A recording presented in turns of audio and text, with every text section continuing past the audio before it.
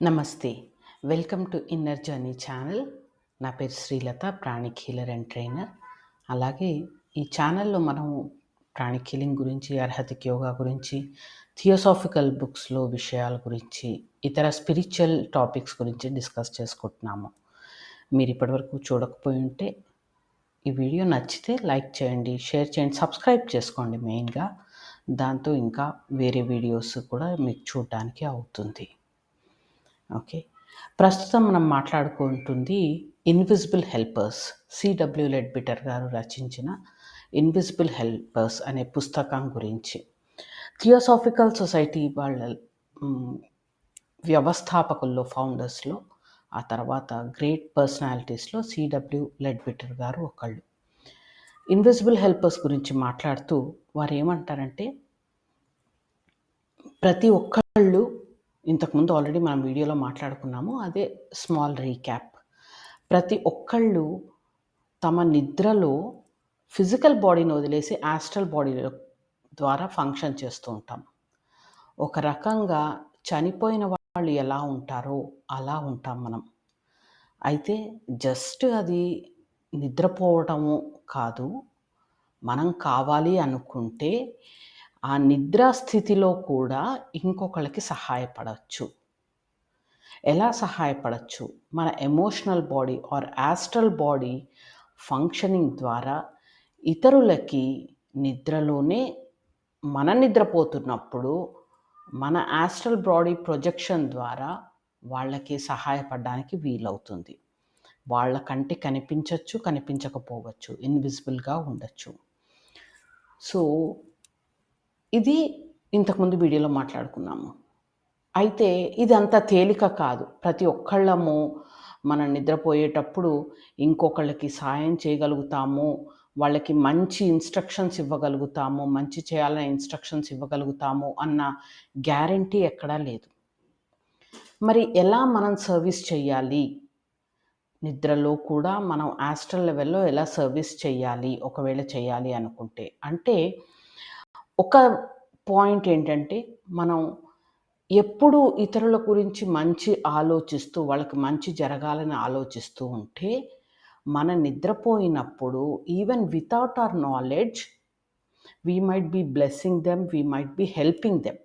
మనకి తెలియకుండానే ప్రాబ్లమ్స్‌లో ఉన్న వాళ్ళకి మనము సహాయపడగలుగుతాం. అది మనకి గుర్తుండొచ్చు, గుర్తుండకపోవచ్చు. అదేవిధంగా మనకు ప్రాబ్లమ్స్‌లో ఉన్నప్పుడు స్పిరిచ్యువల్ లెవెల్‌లో, హై లెవెల్‌లో ఉన్న వాళ్ళు మనకి డ్రీమ్స్‌లో కనిపించొచ్చు. లేకపోతే మైండ్‌లో ఒక ఇంప్రెషన్ ఏర్పాటు చేయొచ్చు వాళ్ళు. మరేం పర్వాలేదు, నీకు సొల్యూషన్ దొరుకుతుంది. అలా ఒక భరోసా ఇస్తారు. సో, దీనికి ఫస్ట్ అండ్ ఫార్‌మోస్ట్ క్వాలిఫికేషన్ ఏంటి అంటే, మనం ఇతరుల పట్ల మంచిగా ఉండాలి అనే ఆలోచన డెవలప్ చేసుకోవాలి. ఇది ప్రయత్నపూర్వకంగా we have to practise it. ప్రయత్నపూర్వకంగా ఈ వర్చ్యూని మనం డెవలప్ చేసుకుంటూ ఉంటే, అప్పుడు మన నిద్రలో ఇంకెవరికైనా కూడా సహాయపడగలుగుతాం. అయితే నిద్రలో సహాయపడగలుగుతాము అంటే ఇది రాంగ్‌గా జరుగుతుందా? డామినేషన్ ద్వారా చేయొచ్చా? అంటే డామినేట్ చెయ్యలేము. Only we can share our love, affection, caringness ఇంకొకళ్ళకి. డామినెంట్‌గా వాళ్ళని మన చెప్పు చేతల్లో వాళ్ళని పెట్టుకుంటాము. అలా ఇన్‌స్ట్రక్షన్స్ ఇస్తాము అంటే మాత్రం ఎట్టి పరిస్థితుల్లో కుదరదు అని లెడ్బిటర్ గారు చెప్తారు. అయితే మనం ఇంతవరకు అనుకున్నప్పుడు మీరో, నేనో, ఇది వింటున్న వాళ్ళో, చూస్తున్న వాళ్ళో మనం కూడా ఇన్‌స్ట్రక్షన్ ఇచ్చేయచ్చా? ఇవాళ మనం ఇది అర్థం చేసుకున్నాము. ఇవాళ రాత్రి మనం పడుకోబోయే ముందర మన వాళ్ళకి ఇన్‌స్ట్రక్షన్ పంపించగలుగుతామా? లేదా? అన్నది మనము చెప్పలేము. ఆ హెల్ప్ తీసుకునే వాళ్ళు కూడా చెప్పలేరు. Best person to protect are instruct is mother. ఒక తల్లి ప్రేమ మనం కొలవలేనిది. ఎక్కడ ఉన్న పిల్లలు వాళ్ళకి ఆ గట్ ఇన్‌స్టింక్ట్ తెలిసిపోతుంది. పిల్లలు ఏదైనా ప్రమాదంలో ఉన్నారు. లేపోతే వాళ్ళు ఏదన్నా మనసు బాధపడుతున్నారు మనసులో.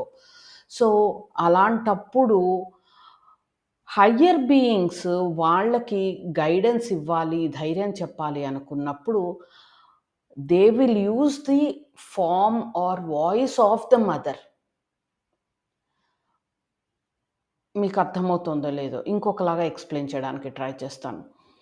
మనము మామూలు అంటే స్పిరిచ్యువల్‌గా అంత గ్రో అవ్వని వాళ్ళు మనం మన ఫ్యామిలీ మెంబర్స్‌నో, మన వాళ్ళనో ప్రొటెక్ట్ చేసుకోలేకపోయినా, మన ఇంట్లో మనం పూజ చేస్తున్నాము, ఇన్వొకేషన్ చేస్తున్నాము, హయ్యర్ బీయింగ్స్‌ని ఇన్వోక్ చేసుకున్నప్పుడు, మన ఫ్యామిలీ మెంబర్సో, మన దగ్గర వాళ్ళు ఎక్కడో ఉండి ఉండొచ్చు. ఆ ఎక్కడో ఉన్నప్పుడు వెనెవర్ దే నీడ్ హెల్ప్ అప్పుడు మీ వాయిస్‌లో అంటే ఫిజికల్‌గా వినొచ్చు, మనసులో వినిపించొచ్చు, కలలో వినిపించొచ్చు. హయ్యర్ బీయింగ్స్ ఏం చేస్తారు? వాళ్ళని ప్రొటెక్ట్ చేసే గార్డియన్ ఏంజెల్స్ ఏం చేస్తారు? అంటే వాళ్ళ మదర్ వాయిస్‌ని, వాళ్ళ మదర్ గుడ్ విషెస్ ఎలా చెప్తుందో, ధైర్యం ఎలా చెప్తుందో అలాంటివి ఇమిటేట్ చేస్తూ వాళ్ళకి ప్రొటెక్షన్ కానీ, గైడెన్స్ కానీ ఇస్తారు. ఈ invisible healers or invisible helpers. ఈ ఫంక్షనింగ్ అంతా యాస్ట్రల్ ప్లేన్‌లో జరుగుతుంది. యాస్ట్రల్ ప్లేన్‌లో జరుగుతుంది అన్నప్పుడు కొన్నిసార్లు ప్రమాదంలో ఉన్నప్పుడు ఫిజికల్ ఫార్మ్‌లో కూడా ఈ ఇన్విజిబుల్ హెల్పర్స్ కనిపించొచ్చు. ఇన్విజిబుల్ హెల్పర్స్ అంటే ఎవరు? మీరు నేను అయ్యుండొచ్చు. లేదా చాలా స్పిరిచ్యువల్ లెవెల్‌లో డిఫరెంట్ ప్లేన్స్ ఉంటాయి.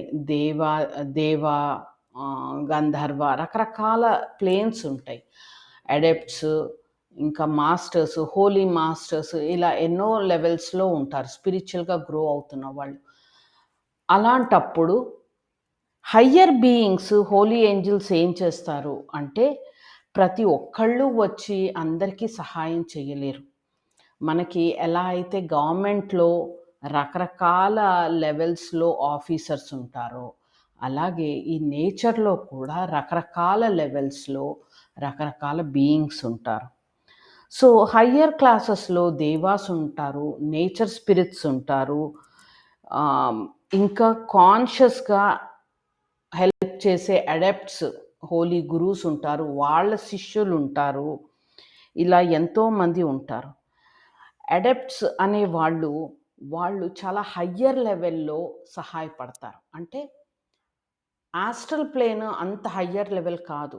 మెంటల్ ప్లేన్, స్పిరిచ్యువల్ ప్లేన్‌లో సహాయం చేసేవాళ్ళు అడెప్ట్స్ అంటే హోలీ గురూస్. అదే దేవాస్, ఏంజెల్స్ వీళ్ళు కూడా ఏం చేస్తారు అంటే, వీళ్ళు చాలా హయ్యర్ లెవెల్. దేవీ దేవతలు లేదా ఏంజెల్స్ మనం ఎలా పిలుచుకున్నా సరే, వీళ్ళు ఈ హ్యూమన్ ఫార్మ్ మన జీవితంలో ఉన్న కష్టాలని తీర్చడానికి వాళ్ళు డైరెక్ట్‌గా ఇంట్రూడ్ చేయరు. వాళ్ళు డైరెక్ట్‌గా ఇంటర్వీన్ చేయరు. వాళ్ళు రారు. వాళ్ళు జన్మకి, జన్మకి మధ్యలో ఎలా ఉండాలి? అప్పుడు ఏమన్నా ప్రాబ్లమ్స్ ఉన్నాయా? అప్పుడు ఏమన్నా సార్ట్ ఔట్ చేయాలా? మనల్ని ఏమన్నా గైడ్ చేయాలా? అనడానికి ఇన్‌కార్నేషన్స్ మధ్యలో వాళ్ళు సహాయపడతారు. వాళ్ళు సహాయం చేసినప్పుడు అది మనకి నెక్స్ట్ లైఫ్ టైమ్‌లో కూడా మంచి మార్పు, గైడెన్స్, ప్రోగ్రెస్ వస్తుంది. ఇన్విజిబుల్ హెల్పర్స్ హెల్ప్ చేసేది ఎప్పుడండి? కేవలం మనం మనిషిగా ఉన్నప్పుడే కాదు. మనం మనకి, మన ఫ్యామిలీకి ఈ లైఫ్ టైమ్‌లో లైఫ్ టైమ్స్ టుగెదర్ హెల్ప్ చేస్తూ ఉంటారు డిఫరెంట్ లెవెల్స్‌లో. అయితే ఒకవేళ ఒక మనిషి హెల్పర్‌గా, ఇన్విజిబుల్ హెల్పర్‌గా లేకపోతే హెల్పర్‌గా ఇంకొకళ్ళకి సహాయం చేయాలి, సర్వీస్ చేయాలి అని అనుకుంటే ఏం చేయాలి?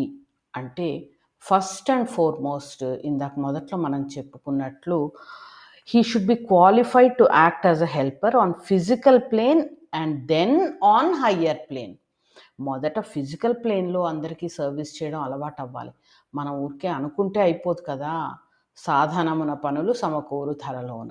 రెగ్యులర్‌గా ప్రాక్టీస్ చేస్తూ ఉంటే మన నేచరే హెల్పింగ్ నేచర్ అయినప్పుడు ఆటోమేటిక్‌గా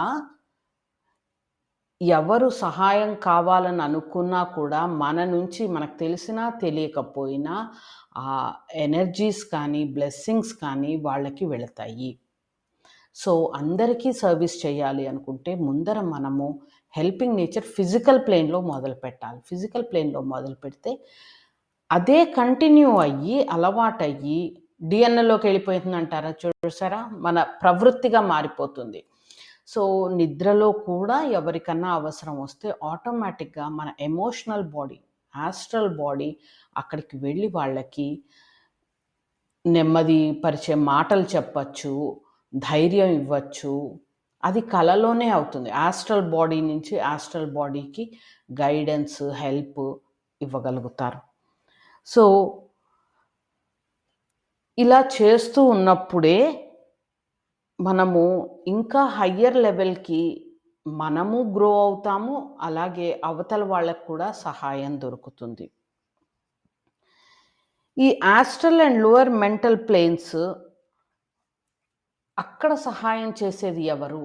అంటే లోయర్ మెంటల్ ప్లేన్‌లో, యాస్ట్రల్ ప్లేన్‌లో ఏముంటాయి అంటే మన ఎమోషన్స్, హయ్యర్ ఎమోషన్స్ కావచ్చు, లోయర్ ఎమోషన్స్ కావచ్చు. చాలా బాధగా ఉంది, చాలా దుఃఖంగా ఉంది.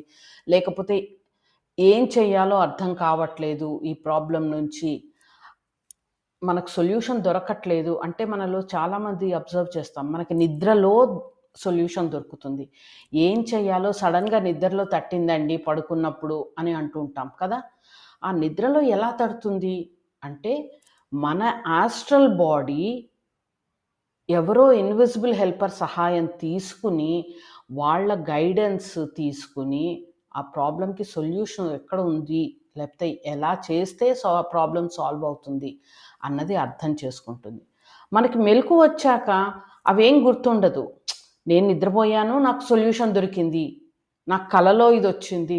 లేతే కలలో మా వాళ్ళెవరో మా నాన్నగారు కనిపించారు, లేపోతే మా తాతయ్య కనిపించారు, లేతే ఇంకెవరో కనిపించి చెప్పారు. అందుకని నేనిప్పుడు నాకు తెలిసిపోయింది అంటాం. కానీ యాక్చువల్‌గా ఇన్విజిబుల్ హెల్పర్స్ వాళ్ళు మనకి సహాయం చేస్తారు. మన ప్రాబ్లమ్స్‌ని సాల్వ్ చేసుకోవడానికి. సో, ఈసారి ఎప్పుడైనా ఇలా మీకు అనిపిచ్చి ఉంటే నోట్ చేసుకోండి, గమనించుకోండి. ఇప్పటికే మీకు ఇలాంటి అనుభవాలేమన్నా ఎదురయ్యుంటే కామెంట్ సెక్షన్‌లో తప్పకుండా పెట్టండి. ఇన్విజిబుల్ హెల్పర్స్ సహాయం మనం కంటిన్యూయస్‌గా మనకు తెలిసినా తెలియకపోయినా తీసుకుంటూ ఉన్నాము. మనము ఆ స్టేజ్‌కి ఎలా వెళ్ళాలి అనేది కూడా ఇప్పుడు మనం అర్థం చేసుకోవడానికి ప్రయత్నిస్తున్నాము. ఫిజికల్ లెవెల్‌లో హెల్ప్ చేస్తూ ఉంటేనే మనం కూడా ఇంకొకళ్ళకి సహాయపడగలుగుతాము. మనిషి లైఫ్ ప్రోగ్రెస్ ఎప్పుడూ జరుగుతూనే ఉంటుంది. పైకి వెళుతూనే ఉంటుంది. ఈ ఎప్పుడు జనన మరణ చక్రాల్లోనే ఉండిపోము. మనం మంచిగా మారుతూ ఉంటే, సద్గుణాలు పెంచుకుంటూ ఉంటే, నెమ్మదిగా హయ్యర్ ప్లేన్స్‌కి వెళ్ళగలుగుతాము. హయ్యర్ ప్లేన్స్‌కి ఎలా వెళ్ళగలుగుతాము అన్నది వేదాల్లో ఉంది. మనకి వేదాలు చదివి అర్థం చేసుకునే శక్తి ఉంటే వెల్ అండ్ గుడ్. అది అర్థం కాకపోతే దాన్ని ఇంగ్లీష్‌లో థియోసాఫికల్ సొసైటీ వాళ్ళు రాసిన పుస్తకాల్లో అర్థం చేసుకోవడానికి ప్రయత్నిస్తున్నాము. థియోసాఫికల్ సొసైటీ బుక్స్‌లో ఉండేది ఇంగ్లీష్ లాంగ్వేజ్‌లో ఉన్నా కూడా సబ్జెక్ట్ చాలా కఠినంగా ఉంటుంది. కొంతవరకు అంటే నా పర్సనల్ ఒపీనియన్. వేదాలు అవి ఊరికే చదివేస్తే ఎలా అర్థం కావో థియోసాఫికల్ సొసైటీ బుక్స్ కూడా లెడ్బెటర్ గారు కానీ, యానీ బెసెంట్ గారు కానీ, మేడం బ్లావెట్స్‌కి రాసిన పుస్తకాలు అందులో సబ్జెక్ట్ పట్టుకోవడానికి మళ్ళీ మళ్ళీ చదువుతూ ఉండాలి. అందుకని మీకు రీడింగ్ ఇంట్రెస్ట్ ఉంటే ఆ బుక్స్ తెప్పించుకోండి, చదవండి, అర్థం చేసుకోవడానికి ప్రయత్నించండి. ఇన్విజిబుల్ హెల్పర్స్ గురించి ఇంకా తర్వాత వీడియోలో కంటిన్యూ చేద్దాం. Thank you. ఇది ఎలా అనిపించిందో కామెంట్ సెక్షన్‌లో తెలియజేయండి. Thank you. నమస్తే.